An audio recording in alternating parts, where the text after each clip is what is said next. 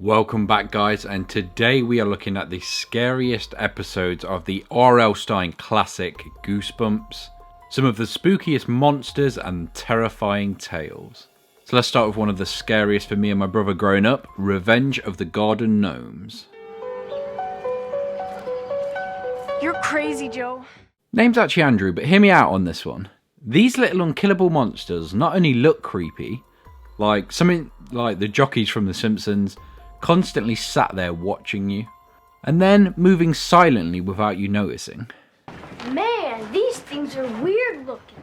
I think you might be right there. That's spot on. Could not have said it better myself. The fact they're trying to kidnap and turn you into one of them is just the icing on this creepy cake. I don't think the POV shots of them help as they skulk around at night, unbeknown to the children. The fact they stop moving and you can't prove they're alive just adds to their terror. The fact there are so many, the way they're hunched over and try to stop you from escaping, grabbing at you. It's just a terrifying creature in which we get a terrifying result. Let's take a look at our second place, The Haunted Mask 2. Now we are going to look at both parts of this because it did come in a two-part episode. From the start, it's very different and a scary episode. R.L. Stine brings the masks into the real world, making you think possibly these things could exist. I mean, as a child, you might believe that anyway. Of course I don't now. I promise. This installment is just scarier for me. This scene in particular is very creepy of it resurfacing, then returning to the other masks and the store owner. The camera pans away before revealing the mask has found a new host, in which you can't see anyone's eyes behind it. Most importantly, one haunted mask has been left behind. The only part of the episode that makes me burst out laughing is these two goons chasing the horror monster icon. Hey mister, where'd you get that mask? It looks a lot more slapstick than horror. We get moments of Steve's croaky voice and struggling to breathe early on, but it gets a whole lot worse.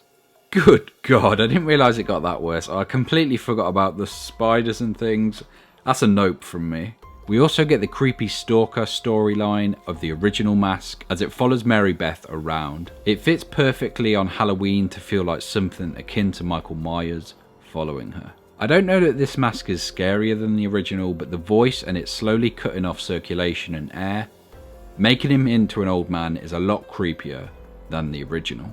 Things get progressively worse and he scares more and more people, running out of energy as the mask slowly takes over.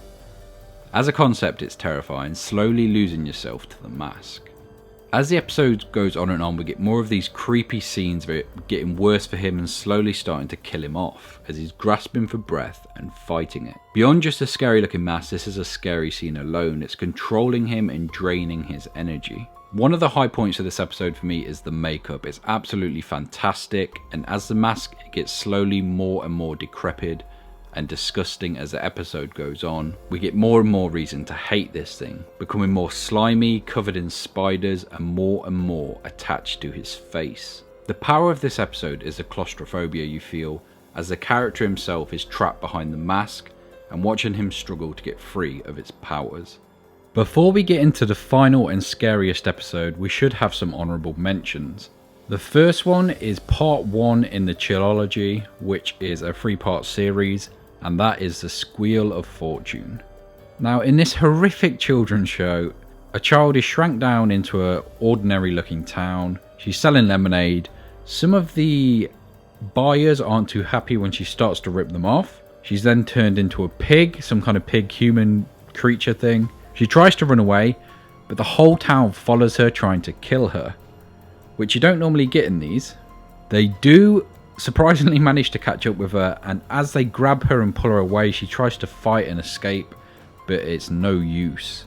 She does eventually make it out, but growing up this made me feel so uncomfortable, just how trapped she was, and even now as an adult it's truly horrifying. And finally, a mention for The House of No Return, which is also a short story of the same name, featured in the Tales to Give You Goosebumps line, featuring 10 short stories.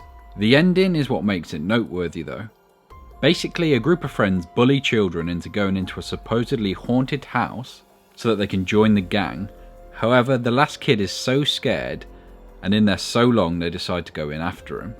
They're then captured by ghosts who said the other boy escaped hours ago out the back, promising if the ghost let him go, 3 children would be in after him. It sort of makes your spine chill, which is what a good horror twist should do, expertly done in a children's book. Finally, we're going to take a look at the scariest episode in a little more in-depth look, The Scarecrow Walks at Midnight. Any good children's horror should start with a crazy guy spouting things about creatures and myth. It adds tension and wonder.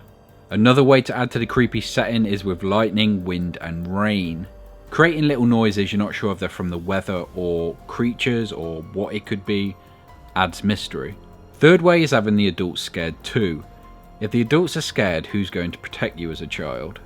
The intro to this is as scary as it can be. We get the monsters trying to break into the house. This is something somebody could do in real life and would be terrifying. It creates the image in our head and uses other horrors to play on our mind. And it's a damn scarecrow. And the final ingredient to our horror cocktail, a jump scare. Unfortunately in this case it's 2 jump scares and they're sort of fake outs, which I can never get behind. The episode never lets up with scares though. We get the eerie scene of them blowing around in the wind. Is it them moving? Is it the wind? Well, that was definitely them moving. I'll be honest, this scene got a little jump out of me, and even now, set anything at night and it's immediately 10 times scarier, adding terrifying fever dreams of your family attacking you as scarecrows with no escape, and forget about it. Without a doubt, the most agonising scene to watch is when Jodie thinks she's walking towards her brother when she's actually walking into the clutches as one of them.